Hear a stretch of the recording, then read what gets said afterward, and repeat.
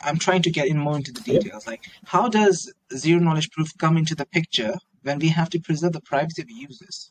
And how does it exactly tie into recognizing someone without having to store their quote unquote details? Like, Sure. you mentioned,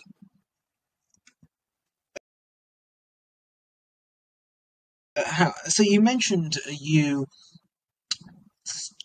again, this is kind of paradoxical for some weird reason. Yeah. You don't store data, you don't store facial recognition, yet somehow you recognize it. Okay, it is extremely paradoxical. So could you help me Yeah, out? of course. And this is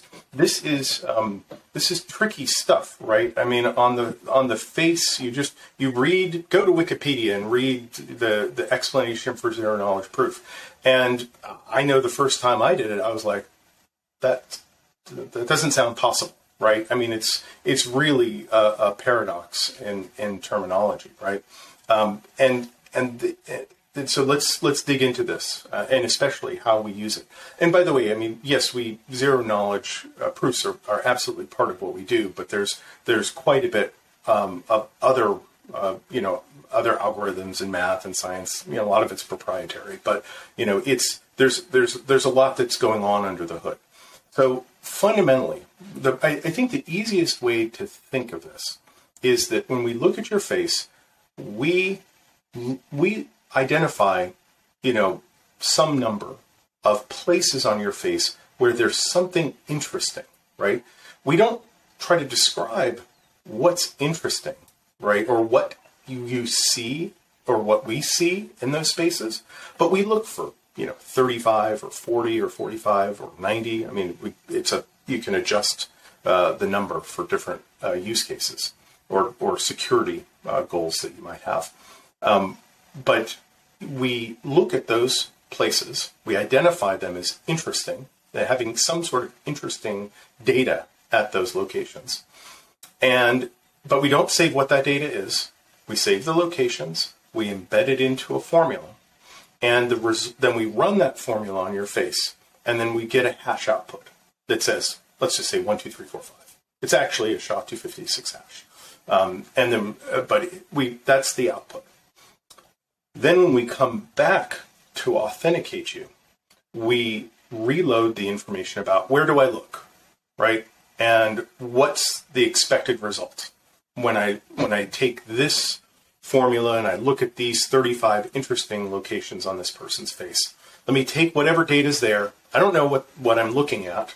I'm just looking at these 35 points. I don't know what I should be getting, but let me take it and let me dump it into the formula and see what comes out of the back end.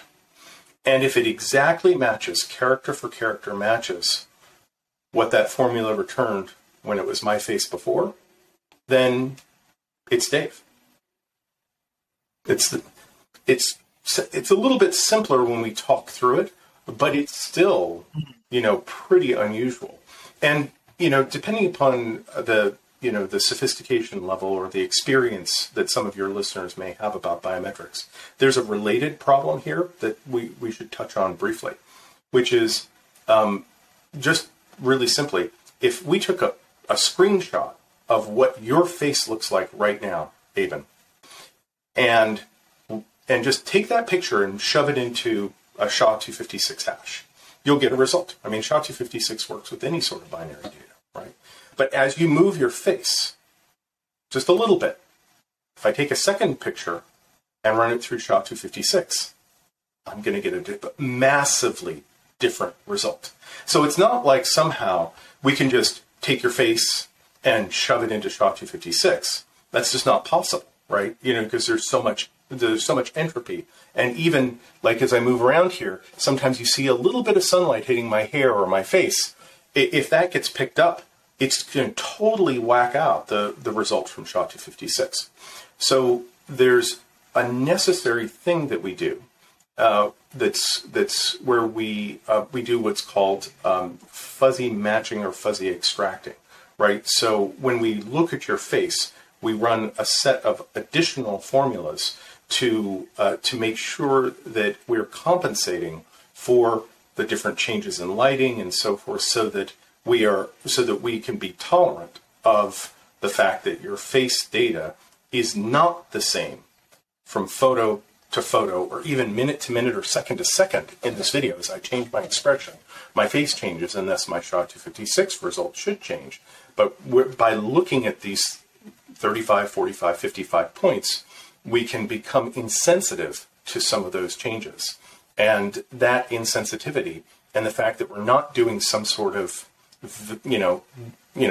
picture comparison to match you allows us to take our accuracy all the way to levels that are just very unusual in our industry.